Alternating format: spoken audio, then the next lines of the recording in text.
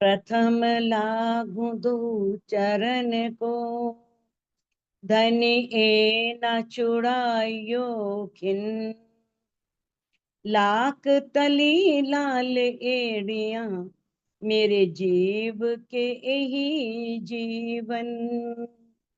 इन पाँव तले पड़ी रहूं, धन नजर कुलो बातिन। पल न वालों निर्कुनेत्र, मेरे जीव के यही जीवन। मेरे जीव के यही जीवन। प्रणाम सुंदर साथ जी, प्रणाम सुंदर साथ जी। जैसा कि हम श्री श्रृंगार ग्रंथ कर रहे हैं, उसकी 21वें प्रकरण की 140 नंबर चौपाई तक हम कर चुके हैं, और आज हम 141 नंबर चौपाई से प्रारंभ करने जा रहे हैं। दंत सलोकी रंग की, इन जुबा कहीं ना जाए। इससे पहले आपने आंखों के सौंदर्य के बारे में, भौं के सौंदर्य के बारे में, होठों के सौंदर्य के बारे में सुना। अब इसके अंदर इंद्रावती जी बता रही हैं कि धामधनी अक्षरातीत के जो दांत है ना, उनकी सलूकी, उनका सौंदर्य और उनके रंग के बारे में इन जुबा कहीं ना जाए। उस सौंदर्य को इस जुबा से नहीं कहा जा सकता, यानी कि वो इतनी सुंदर उनकी रचना है, जिह्वा है और दांत है। मुख मुस्कत दंत देखत, क्यों कह देऊं बताए। जब दामदनी अक्षरातीत मुस्कुराते हैं, जब वो हंसते हैं, मुस्कुराते हैं, तो दांत दिखाई देते हैं। तो कहते हैं कि अब इंद्रावती जी कहती हैं, क्यों कह देऊं बताए। अब उन दांतों की शोभा जब दिखती है, तो उस अद्वितीय शोभा को मैं किस प्रकार से वर्णन करूं, कैसे वर्णन करूं कि वो दांत कितने सुंदर है। क्यों कहूं रंग रसना, मुख मीठा बोल बोलत। अब इंद्रावती जी बता रही हैं कि जो दामदनी अक्षरातीत हैं, उनकी रसना, रसना कहते हैं जिह्वा, तो जिह्वा के सौंदर्य का क्यों कहूं, क्या वर्णन करूं, कैसे वर्णन करूं। मुख मीठा बोल बोलत, क्योंकि वो जिह्वा से क्या करते हैं, दामदनी बड़ी मीठी मीठी बातें करते हैं, ऐसे जैसे मिश्री घोल देते हैं। इतना मीठा शब्द, इतनी मिठास है उनकी वाणी में कि वो इतना मीठा बोलते हैं कि किस प्रकार से ऐसा प्रतीत होता है जैसे अमृत मिश्रित हो उस वाणी में। स्वाद लेत रस अर्स के, जुबा कह ना सके सिपत। अभी जो ये रसना है, परम धाम के सभी रसों का स्वाद लेती है। परम धाम के जितने भी रस हैं, उन रसों का स्वाद लेती है। जुबा कह ना सके सिपत, मेरी ये जिबा धामधनी की इस रसना की महिमा को कह नहीं सकती, इसकी सिफत के बारे में बता नहीं सकती। बताया है यहाँ पर रस का मतलब क्या है। ये रस कोई खाने वाले रस नहीं है कि कोई मीठा है, खट्टा है, तीखा है या कड़वा है, वो रस नहीं। ना ही जो काव्य में प्रयोग होते हैं, 9 तरह के रस होते हैं, जिसमें श्रृंगार रस है, करुण रस है, संयोग रस है, विभत्स रस है, करुणा, अनेक रंग, ये 9 तरह के रस हैं। लेकिन उन रसों का वर्णन नहीं है। इसमें कौन से रस हैं, ये आनंद है, जिसमें धामधनी अक्षरातीत ने परम धाम के 25 पक्षों का जब वो वर्णन करते हैं, आठों सागर 8 जमी का वर्णन करते हैं, तो उसमें जो आनंद प्रवाहित होता है, वो आनंद का रस इसमें भरा हुआ है। वैसे भी तैत्तिरीय उपनिषद में पारब्रह्म के बारे में कहा है, रसो वही सा, कि जो रस से परिपूर्ण है, आनंद से भरपूर है, वो आनंद ही देता है, यानी कि वो आनंद का ही स्वरूप है। तो इस प्रकार से उनकी इस रचना की से मिलने वाले आनंद का, जो आनंद मिलता है ना, उस आनंद का मैं इस जुबा से उसकी प्रशंसा या उसकी महिमा को गा नहीं सकती, वर्णन कर नहीं सकती। रस जानत सब अर्स के, रस बोलत रसना वैन। अब जो ये जिह्वा है वो परम धाम के सब अर्स के, परम धाम के सभी रसों को, आनंदों को जानती है। परम धाम में रूह ने वो सब आनंद लिए होते हैं। और किस प्रकार से, अब इंद्रावती जी कहती हैं कि उनकी जीवा को सब पता है, कैसे आनंद उन्होंने धने के साथ परम धाम में लिए हैं। रस बोलत रसना वैन, और इस रसना से वाणी के रूप में दामदनी ने क्या कहा है, क्या किया है, परम धाम का जो संपूर्ण आनंद है वो आनंद इसमें बहा दिया है, उस आनंद का इसमें वर्णन कर दिया है। रूहें एक शब्द सुने रस का, जब ब्रह्मात्माएं ब्रह्म सृष्टियां उस रस की एक बात को भी सुनती है ना, आनंदमयी बात को, तो उन्हें कैसा लगता है, तो पावे कायम सुख चैन। कायम कहते हैं अखंड को, सुख चैन वो सुख जो आनंद दे। देखो एक सुख तो होता है, हमने बहुत महंगी, बहुत सुंदर, बड़ी कीमती गले में चैन पहन रखी है, चाहे वो हीरे की है या सोने की, बहुत कीमती, लेकिन वो चैन क्या चैन, जो बेचैन कर दे, है ना। जरा सा चैन ना मिले ना जान निकल जाएगी, हाय हाय चैन कहाँ गई, शांति नहीं पड़ेगी जब तक वो चैन मिलेगी नहीं। तो वो चैन थोड़ी है, वो चैन है जिस सुख से अंदर आनंद बहने लगे, आनंद की प्राप्ति हो। तो किस प्रकार से, जब एक रूह जरा भी, कोई भी, देखो माया के सुख जो हैं वो स्थायी नहीं है, अस्थायी है, परिवर्तित होने वाले हैं। जरा सा वो छिनते हैं, दूर होते हैं, तो कितना दुख देते हैं, कितना तकलीफ देते हैं, कितना दर्द देते हैं। तो वो सुख ही दर्द दे रहे हैं ना। लेकिन जो परम धाम के सुख हैं वो दर्द नहीं देते, वो चैन देते हैं, वो आनंद देते हैं। तो रूह को कैसा लगता है, जैसे उसने अखंड आनंद के सागर को प्राप्त कर लिया हो, वो आनंद के सागर में डूब गई हो। नेक अधुर दो खोलही। अब इंद्रावती जी कह रही हैं कि दामदनी अक्षरातीत जरा सा अपने मुख को खोलते हैं, जैसे ही बात करने के लिए, देखो होठ तो खोलने ही पड़ेंगे, तो जैसे ही होठ खोलते हैं, दंत लाल उज्जल झलकत। अब लालिमा लिए हुए श्वेत रंग के दांत झलकते हैं। अब दांतों में लालिमा किस चीज की है, जो उन्होंने अपनी नाक में बेसुर पहना है, उसके अंदर बीच में माणिक का नग है, और उस नग में इतना प्रकाश है, जैसे ही धनी अपना होठ खोलते हैं तो दांतों पर वो लालिमा पड़ती है। तो श्वेत रंग के दांत ऐसे लगते हैं जैसे लालिमा युक्त हो, उसमें लालिमा घुल गई हो। दंत लाल उज्जल झलकत, कैसे श्वेत रंग के दांत लालिमा लिए हुए शोभा देते हैं, झलकार करते हैं। अधुर लाल दो पंखड़ी, जानो के नित्य मुस्कत। और जो होठ हैं वो दो लाल पंखुड़ियों के समान है, ऐसा लगता है धनी हमेशा मुस्कुराते रहते हैं। और उनके होठ जो हैं वो मानो फूल की दो पंखुड़ियां हैं, और इस प्रकार से उसकी शोभा बहुत अद्वितीय बनती है, अनुपम बनती है। दंत उज्जल ऐनक जो, माही जुबा दिखाई देत।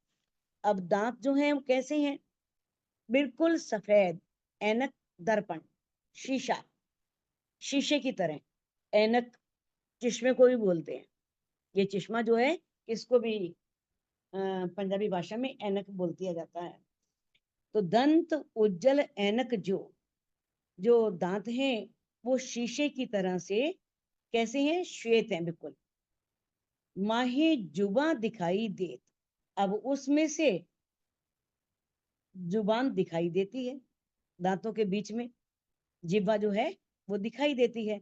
यानी कि दांत इतने सुंदर हैं, शीशे की भांति हैं कि दांत खुले नहीं है, लेकिन जिह्वा दिखाई दे रही है, जिह्वा उसमें से दिखाई देती है, उसकी झलक दिखाई देती है दांतों के बीच में से। देख दंत की नाजुकी, अति सुख मोमिन लेत। धनी का एक एक अंग, चाहे वो छोटा सा अंग ही है, दांत। देखो, इस शरीर में परमात्मा ने जो हमें अंग दिए हैं वो अनमोल हैं, बेशकीमती हैं। वो फ्री में मिल गए हैं तो इसलिए उनकी कीमत नहीं है। जिन चीजों की हम कीमत लगाते हैं वो हमारे लिए मूल्यवान हो जाती हैं कि अरे इतना रुपया लगा है इस पर, इसकी संभाल करो, ऐसे प्रयोग नहीं करना। लेकिन कितना, आज अगर मान लो किसी भी अंग में कोई तकलीफ होती है तो उसको ठीक करवाने में, उनके ऑपरेशन में, उनको लगवाने में, करवाने में लाखों का खर्च आ जाता है। लेकिन ये फ्री में दांत मिल गए तो इनकी कोई कीमत ही नहीं है। लेकिन ये तो इस संसार के माया के ब्रह्मांड के अंगों की बात हो रही है।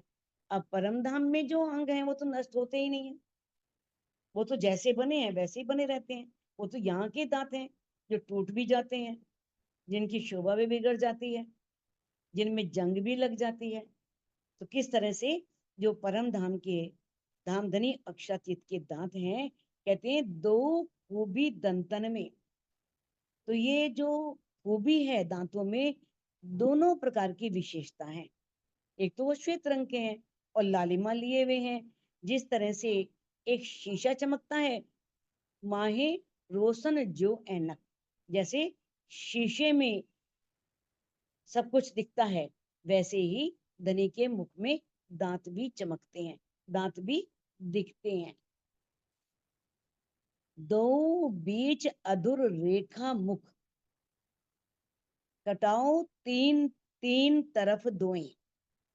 दो बीच अधुर, अब ये अधुर का है होठों को। अब जब दो होठ ऊपर वाले नीचे वाले मिलते हैं तो बीच में क्या आता है, एक रेखा आती है ना, एक लाइन सी बन जाती है। तो राजी जो है धामधनी अक्षरातीत, उनके मुखारविंद के बीच दो बीच अधुर, दोनों होठों के बीच में रेखा के दोनों ओर कटाओ तीन तीन तरफ दोए। तीन तीन कटाओ जैसी शोभा आई है।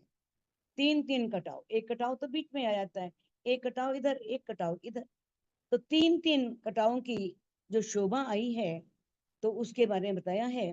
पांखे रंग सुरंग दो उपली। अब ऊपर की जो दोनों पंखुड़ियां हैं वो लाल रंग की हैं, और दोनों लाल रंग के हैं। तो ऊपर की जो पंखुड़ियां हैं, दोनों पांखें जो हैं वो लाल रंग की हैं। चढ़ी टेढ़ी शोभा देत शोभाए, और वो किस तरह से चढ़ती हुई टेढ़ी आकृति में, सीधी तो नहीं है ना, टेढ़ी आकृति है, तो टेढ़ी आकृति में बहुत सुंदर सुशोभित हो रही हैं, बहुत सुंदर लग रही हैं। तो बताया है कि दोनों जो होठ हैं उसके बीच की रेखा और उसके दोनों तरफ जो है, ऊपर नीचे दो भाग हो गए उसके, और प्रत्येक भाग में तीन तीन भाग करने पर ऐसा लगता है जैसे मानो एक कोई आकृति बनी हो, कोई बेल बूटी बनी हो, इतना सुंदर वो ऐसे प्रतीत होते हैं। और दो भाग जो हैं मुख के दोनों किनारों की ओर हैं, दोनों किनारों की तरफ। और जो बीच वाला भाग है वो नासिका के अग्रभाग के बिल्कुल सीध में आया हुआ है। तीसरा भाग बिल्कुल बीच में सीध में आया हुआ है। तो दोनों होठों के किनारे वाले बाहरी भाग को पांखे कहा है, पांखे पंखुड़ियां। तो इस प्रकार से जिसका रंग लाल आया। कुश रंग बीच सिंदूरा, कुश रंग किसे बोलते हैं, खुशी का रंग। खुशी में कौन से रंग मोस्टली पहनते हैं, लाल रंग। देखा विवाह के समय, अब तो बहुत सी प्रथाएं परंपराएं बदल चुकी हैं, लेकिन पहले के समय में जब भी विवाह होता था तो दुल्हन को लाल रंग का ही जोड़ा पहनाया जाता था। अब तो पीले नीले नारंगी कई रंग पहने जा रहे हैं, लेकिन खुशी का रंग जो है वो लाल रंग माना गया है। तो कुश रंग बीच सिंदूरा, कुश रंग धामधनी का जो लाल रंग का मुखारविंद है जिसमें लालिमा है, गौरवर्ण का तो है लेकिन गालों पर भी, ठोडी पर भी, हर जगह लालिमा की झलकार। जैसे गालों में भी, कानों में बालें पहनी है तो बालों की जो मोती जड़े हैं लाल रंग के, उसकी झलकार पड़ रही है। तो यानी कि ऐसे लाल रंग के सुंदर मुखारविंद के बीच में जो नासिका है, उसकी आकृति कैसी गई है? सिंगाड़े के समान। अब इंद्रावती जी को जैसा लगा, उन्होंने कहा, सो क्योंकि सिंगाड़ा जब छील देते हैं तो श्वेत रंग का होता है, और कैसा कोमल और नाजुक होता है। जानते हो ना, सिंगाड़ा जो पानी में होता है, इसे पानी फल भी कहते हैं, तो उसे छीलने पर वो श्वेत रंग का हो जाता है। तो वो जैसे दो उसके भाग, कोने नीचे होते हैं, एक कोना ऊपर होता है, तो उन्हें ऐसा लगा, तले दो अनी ऊपर एक, दो कोने तो नीचे हैं और एक कोना ऊपर है। तो कैसे उन्हें कह दिया कि उन्होंने नासिका की आकृति सिंगाड़े जैसी है, जैसे उसके दो कोने नीचे की ओर आए हैं और एक कोना ऊपर की ओर आया है।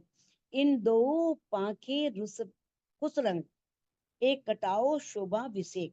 इन दोनों की पांखें लाल रंग की हैं, यानी कि दोनों, नासिका भी लाल वर्ण की है, उसके भी जो किनारे हैं वो लाल रंग के लग रहे हैं, श्वेत रंग के तो हैं लेकिन लालिमा लिए हुए हैं। तो इस प्रकार से पांखें जो हैं उसकी लाल रंग की हैं, और नासिका का जो ऊपरी भाग है वो, उसकी शोभा, कटाओ शोभा विसेक। ऐसा लगता है कि मानो कोई आकृति सुंदर, कोई बेल बूटी बनी हो। इस प्रकार से बहुत सुंदर, आकर्षित करने वाली उनकी नासिका है। तो ऐसी सुंदर नासिका, जिसे देख करके इंद्रावती जी कहती हैं कि मन मोहित हो जाता है। तिन अनी पर दूजी अनी, शोभित सिंगोड़ा सुपेत। तीन अनी पर, नासिका के एक कोना, एक कोना और बगल में दूसरा कोना, दो कोने हो गए। तीन अनी पर, और उस कोनों पर, दोनों के ऊपर क्या है? दूजी। इन दोनों के ऊपर तीसरे कोने से होते हुए घेर कर पंखों की शोभा आई है। ऐसा लगता है मानो दो पंखुड़ियां बन गई। तो इस प्रकार से कहते हैं, शोभित सिंगोड़ा सिपेत, और वो ऐसा सुंदर श्वेत रंग का सिंगाड़े के समान प्रतीत हो रहा है। ऊपर पांखें दो फिरवली, ऊपर पांखें दो फिरवली, उसके ऊपर जो है दो पांखें जो हैं, पंखुड़ियां घेर करके आई हैं। बीच छिद्र शोभा दो देत, और नासिका की इस सुंदर उज्जवल नासिका के बीच में दो छिद्र बहुत शोभा दे रहे हैं, बहुत सुंदर लग रहे हैं। इन दोनों में नाक के दो छेद जो हैं वो शोभायमान हो रहे हैं। नासिका की छवि कैसी है? श्वेत रंग की, बिल्कुल सिंगाड़े के समान दिखाई दे रही है, बहुत सुंदर लग रही है। इन फूल ऊपर आई नासिका, सो आई बीच अनी शोभाई। अब इस फूल, सिंगाड़े को फूल कह दिया है, तो इस सिंगाड़े रूपी फूल के ऊपर आई नासिका, ये नासिका की शोभा। नीचे तो ये सिंगाड़े के समान आकृति हो गई, वो फूल, और उसके ऊपर जो नासिका आई है, जिसकी नोक, सो आई बीच अनी शोभाई, जिसकी नोक कोने के रूप में शोभायमान हो रही है। उसकी जो नोक है वो कोने के रूप में, यानी कि बहुत नुकीली नाक, जैसी नुकीली आंखें, नुकीली नाक सौंदर्य का प्रतीक होती हैं, तो इस तरह से वो उस नोक जो है वो कोने के रूप में दिखाई दे रही है। तिन पर रेखा दो तिलक की, अब इस नासिका के ऊपर दो तिलक की पतली पतली रेखाएं, यानी कि इस नासिका पर दो तिलक की जो है दो पतली पतली रेखाएं दिखाई पड़ रही हैं। रंग खिनमे कई दिखाई, और एक पल में उसके अंदर कई रंग दिखाई देते हैं, कई रंग झलकते हैं, कई रंगों की शोभा उसके अंदर दिखाई देती है। दो नेत्र टेढ़े कमल जो, दामदनी के जो दोनों नेत्र हैं वो कैसे हैं? तिरछे, और तिरछे नेत्र जो हैं वो सौंदर्य का प्रतीक होते हैं, सौंदर्य का प्रतीक माने गए हैं। तो तिरछे नेत्र कैसे लग रहे हैं? कमल के समान, जो आया है ना, कमल के समान उत्प्रेक्ष अलंकार, जिसमें संभावना की जाती है ना।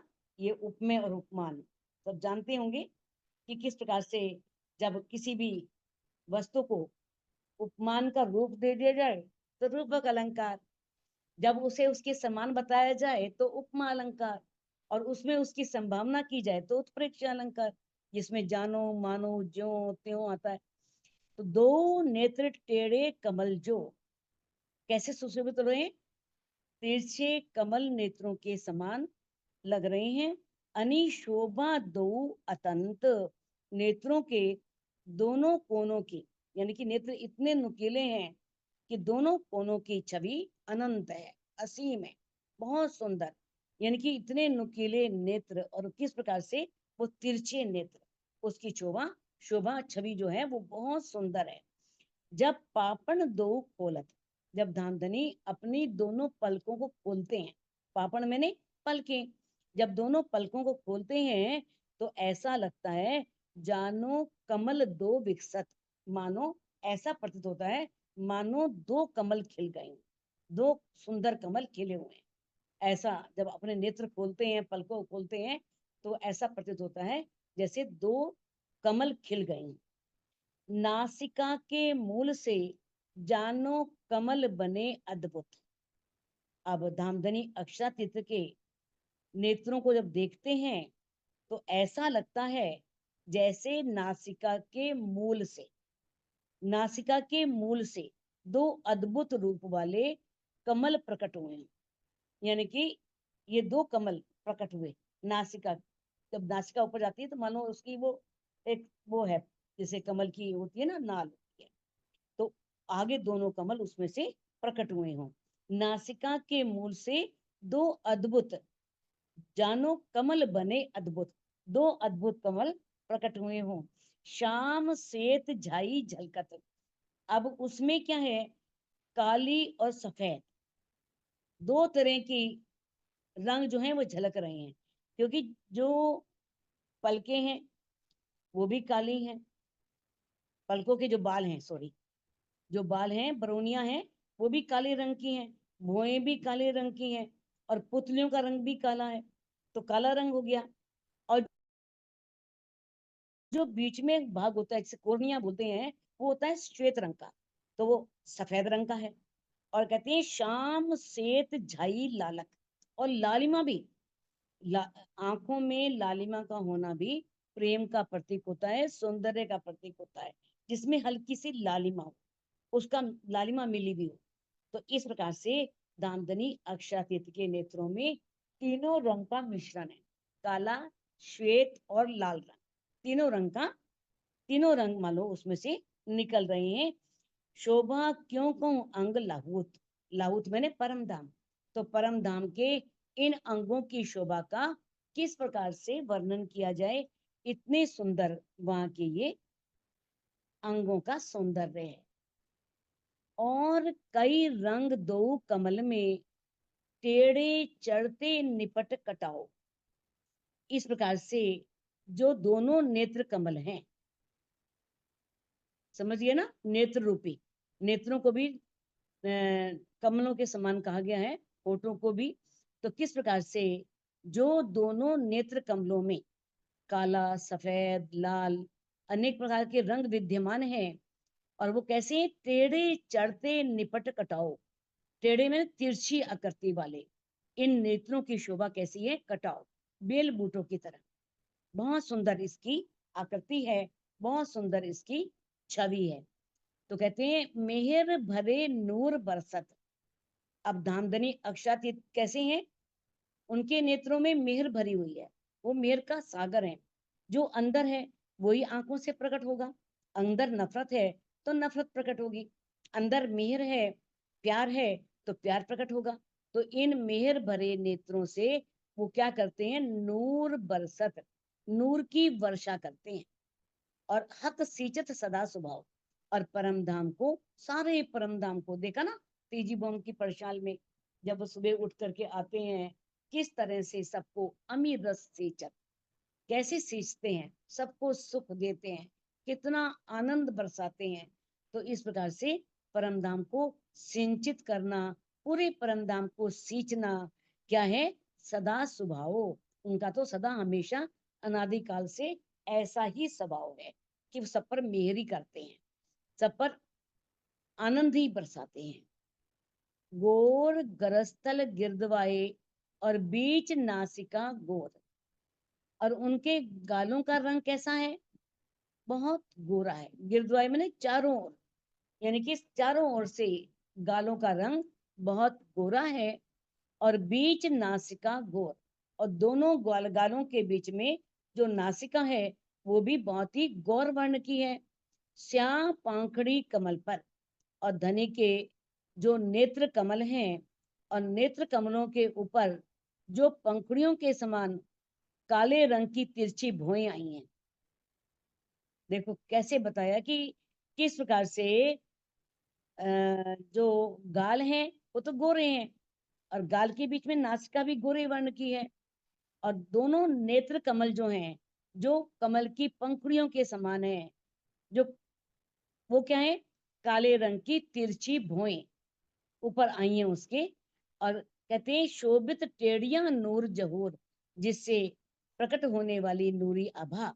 शोभित टेढ़िया नूर जहूर, नूर जहूर मैंने नूरी आभा, नूर का जहूर, नूर नूर ही नूर है, वहां पर नूर की कांति है, नूर की शोभा है।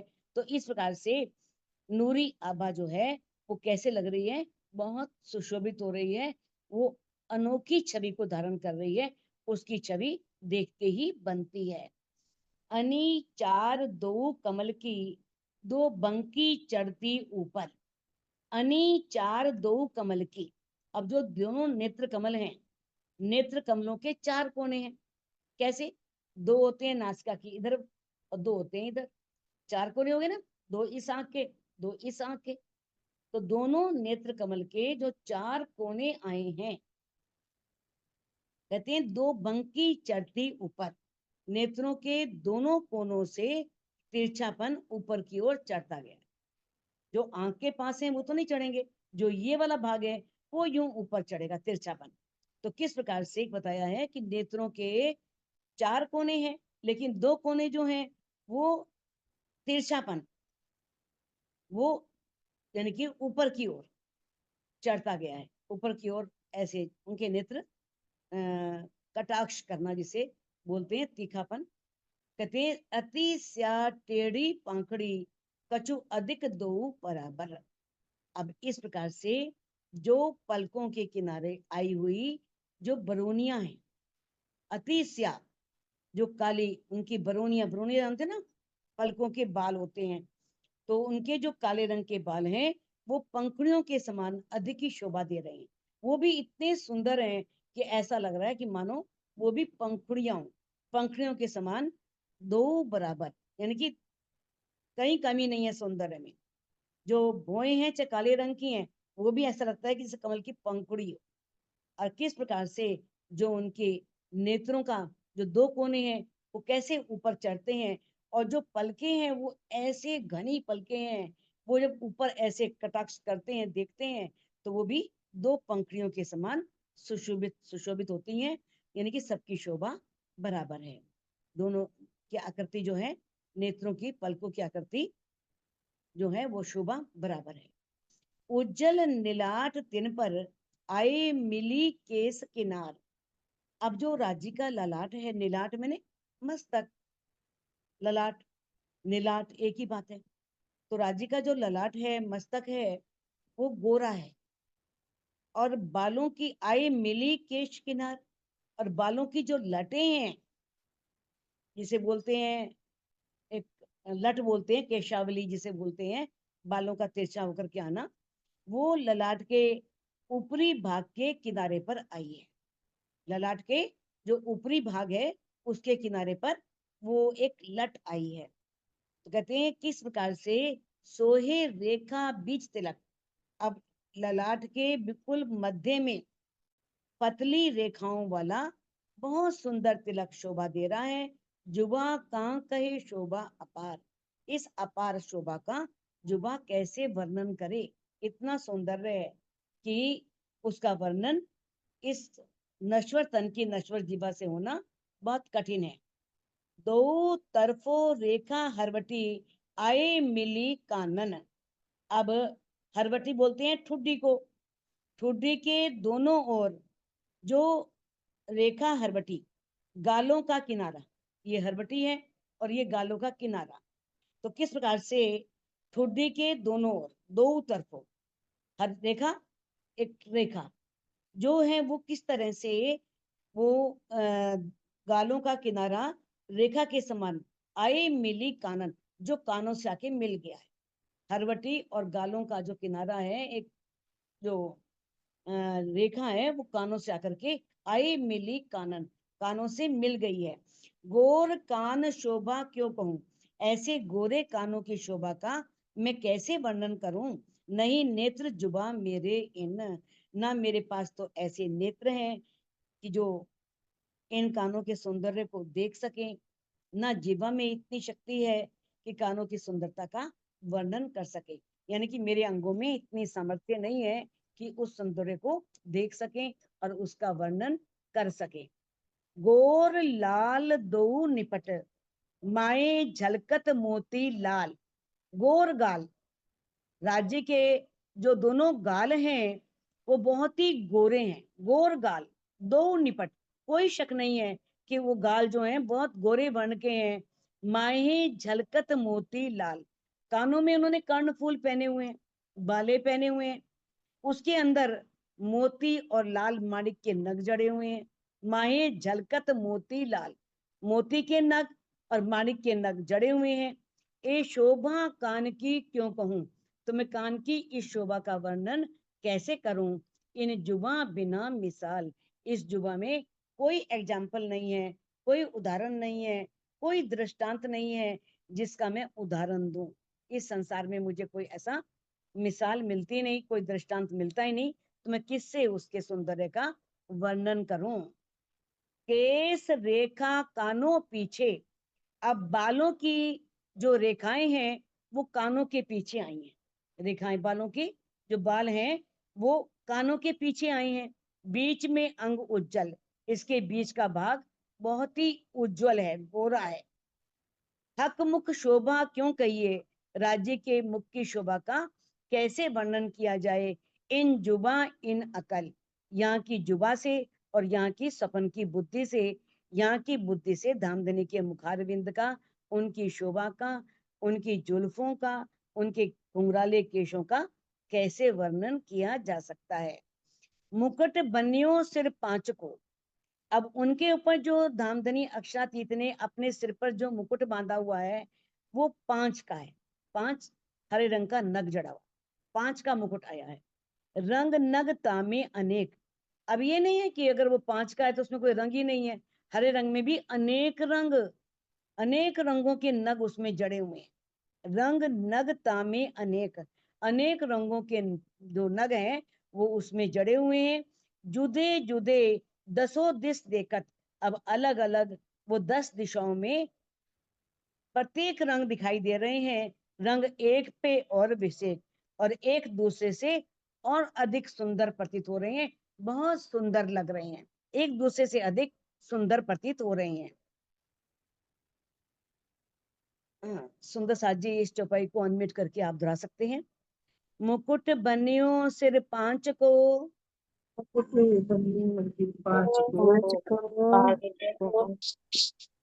रंग नग तामे अनेक, रंग नगता में अनेक। जुदे जुदे दसो दिस देखत, जुदे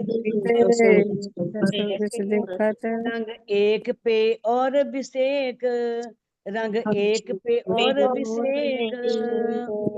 बोलो श्री प्राणनाथ प्यारे की जय।